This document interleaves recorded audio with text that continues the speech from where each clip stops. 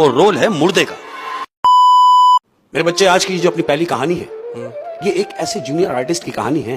ये जो आर्टिस्ट होते हैं ना अहमद, हमसे रिलेटेड ये आर्टिस्ट बड़े हसास होते हैं यार, बहुत हसास होते हैं। बड़ी से बड़ी बात आर्टिस्ट को नहीं लगेगी, लेकिन इतनी सी बात आर्टिस्ट को लग जाती है। तो मैं जितने भी लोग सुनने वाले हैं, कहीं से भी कोई भी हो, आपके जान पहचान में हो, आपके इर्द गिर्द में हो, अगर कोई आर्टिस्ट है तो चाहे वो जूनियर हो या सीनियर हो, वो रिस्पेक्टेबल है। और जूनियर की तो खास तौर पे बिल्कुल है, क्योंकि बेचारा अंधेरे में स्ट्रगल कर रहा है, पता नहीं वो अपनी पूरी जिंदगी इस फील्ड को दे दे और उसके बाद भी पता नहीं आर्टिस्ट बनेगी ना। ये आर्टिस्ट बनने के लिए जो लोग निकलते हैं ना अहमद, मैं थोड़ी सी बात तवील करूंगा, ये जो फनकार बनने के लिए लोग निकल जाते हैं, इन बेचारों को नहीं पता होता शायद इस बात का कि ये एक बहुत तवील, एक लंबी अंधेरी गली है कि जिसमें आपने जाना है। इसकी रोशनी का आपको नहीं पता कि पता नहीं आगे मिले ना मिले, बस वो चला जा रहा है और स्ट्रगल में चला जा रहा है। एक ऐसे ही मैं आपको एक बात बताऊं ना कि अगर फॉर एग्जाम्पल अगर 1000 बंदा आर्टिस्ट बनने निकलता है और स्ट्रगल करता है, बिल्कुल, तो उसमें से मेरे ख्याल 10 बन पाते हैं, 10 बन पाते हैं।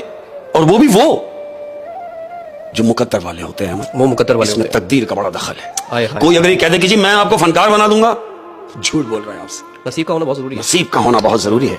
और मैं एक ऐसे ही जूनियर आर्टिस्ट की आज एक कहानी सुना रहा हूँ।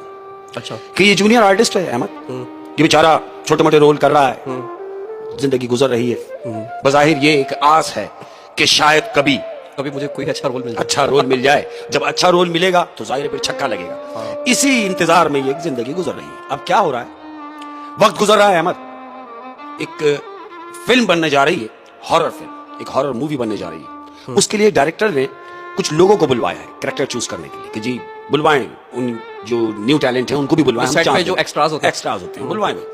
उन एक्स्ट्राज में ये भी अपनी किस्मत आजमाने के लिए चला गया है। ऑडिशन हुए, ऑडिशन में पास हो गया, बहुत खुश है क्या डायरेक्टर ने मुझे सिलेक्ट कर लिया है। अच्छा, अब डायरेक्टर से मीट हो रही है, डायरेक्टर बैठा हुआ है सामने, पहली बार किसी बड़े डायरेक्टर के सामने बैठा हुआ है। अब डायरेक्टर इससे मुखातिब है, हाँ भाई कर लेते हो या सिर्फ फनकार बने हुए हो? कहता है नहीं सर, मैं काफी टाइम से ये काम कर रहा हूं और आप मुझे बताएं कि मुझे क्या बोलना है। तो डायरेक्टर कहता है जरूरी नहीं है कि जो बोलते हैं वो ही आर्टिस्ट है, तुम्हारा कैरेक्टर साइलेंट है। कहता मैं समझा नहीं। कहता है हाँ, ये हॉरर मूवी बन रही है और तुम्हारा जो साइलेंट कैरेक्टर है वो है एक मुर्दे का कैरेक्टर। जिंदगी में पहली बार कोई ऐसा काम और बड़ा काम कि जिसमें इसको बोलना नहीं है, एक्ट करना है। वो कहता सर मुर्दे का रोल, मैं समझा नहीं। कहता मैं समझा, मुर्दे का कैरेक्टर है कि आप कब्र में हैं और कब्र में से आप उठेंगे।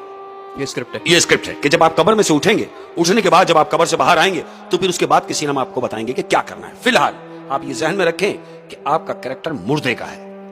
ये बड़ा खुश है कि यार चलो बोलना भी नहीं पड़ेगा, बड़ी फिल्म है और कैरेक्टर भी सही है। बोलता ठीक है सर मैं कर लूंगा। कितना टाइम है? कहता फिल्म में तो भी बहुत टाइम है, तकरीबन महीना पड़ा है, मगर ये है कि आप एग्री हैं? बोले हाँ सर मैं एग्री हूँ। साइन वाइन कराया, टोकन लिया, घर आ गया, कूदता हुआ घर गया, खुश है। घर गया है, घर जाने के बाद घर वालों के लिए जो रास्ते से फ्रूट व्रूट लेने होते हैं, ये बड़ा खुश है, पहली बार किसी बड़ी फिल्म में काम मिला, चांस मिल गया। जी हाँ, टोकन मिल गया, घर गया, खुश है। अब चूंकि जब बड़े लोगों के साथ काम करना होता है तो फिर काम उनके मेयार का होना चाहिए। हाँ। इसने यही सोचा कि जब डायरेक्टर बुलाएंगे, मुझसे वो सीन कराएंगे, तो क्यों ना मैं उस सीन की पहले से रिहर्सल करूं। इसके जहन में ये बात आ रही है कि उन्होंने मुझे कहा है कि तुम कब्र में से निकलोगे, कब्र में से जब आपने आना है, तो कहा, इसने ये सोचा कि वो जब कराएंगे, सीन कराएंगे, मैं क्यों ना इसको प्रैक्टिकली पहले से उस सीन को पक्का कर लूं। ओह अच्छा, ये भी मैंने सुना है कि जो बड़े आर्टिस्ट होते हैं जब उनको इस तरह की स्क्रिप्ट दी जाती है, जैसे किसी को कोई पुलिस का कैरेक्टर मिल रहा है, बिल्कुल, तो वो पुलिस वालों को ऑब्जर्व करना शुरू करते हैं, पुलिस वाले कैसे होते हैं। जैसे किसी फकीर का कैरेक्टर मिल रहा है तो वो किसी फकीर को देखते हैं कि फकीर क्या कर रहा है। बिल्कुल, जो बड़े आर्टिस्ट होते हैं, ये जो थिएटर के जितने भी लोग हैं, जितने भी थिएटर के नॉमिनेट लोग जिन्होंने दुनिया भर में नाम किया है, इन्होंने अपनी जिंदगी में ऑब्जर्व किया है।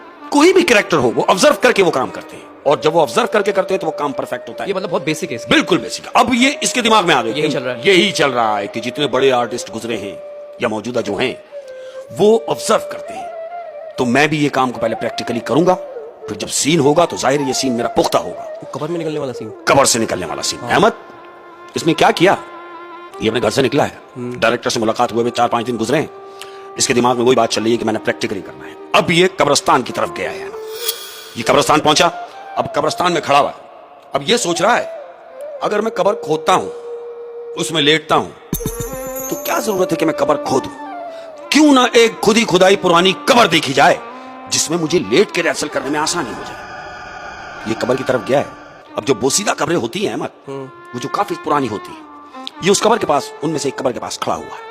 ये खड़ा हुआ यही सोच रहा है कि यार इसको साफ कैसे किया जाए। तो गौरकन ने इसको देखा है, गौरकन इसके करीब आ गया।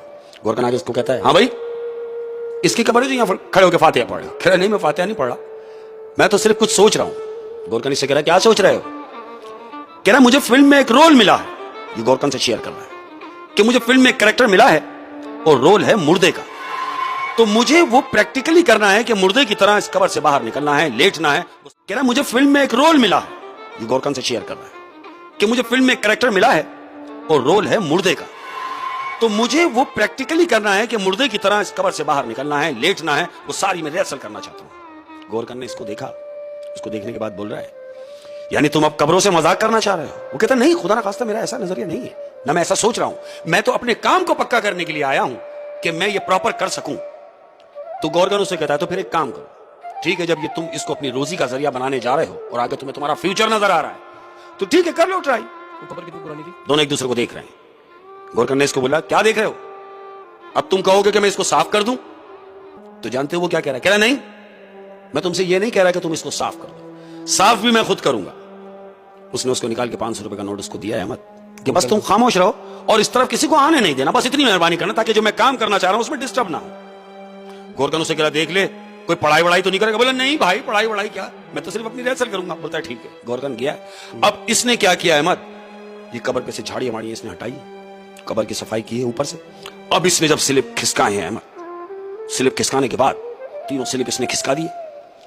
अब इसने जो कब्र में झांका है तो कब्र के अंदर बोसीदा हड्डियां पड़ी है, हड्डियां पड़ी है। इसने जब हड्डियां देखी तो एकदम कब्र से पीछे हट गया। गौरकन ने दूर से देखा कि इसको डर लगा है। गौरकन भागता हुआ आया, बोले क्या हुआ? बोले यार ये, बोला जाहिर है ये कब्र है, इसमें ढांचा ही होगा, और जिस कब्र के पास तू खड़ा हुआ है ये पिछले 25 साल पुरानी कब्र है। 25 साल पुरानी कब्र है जहां तू खड़ा हुआ है, तो जाहिर है यहां हड्डियां ही होंगी। गौरकन से कहता है हाँ नहीं बस वो आई गई करी।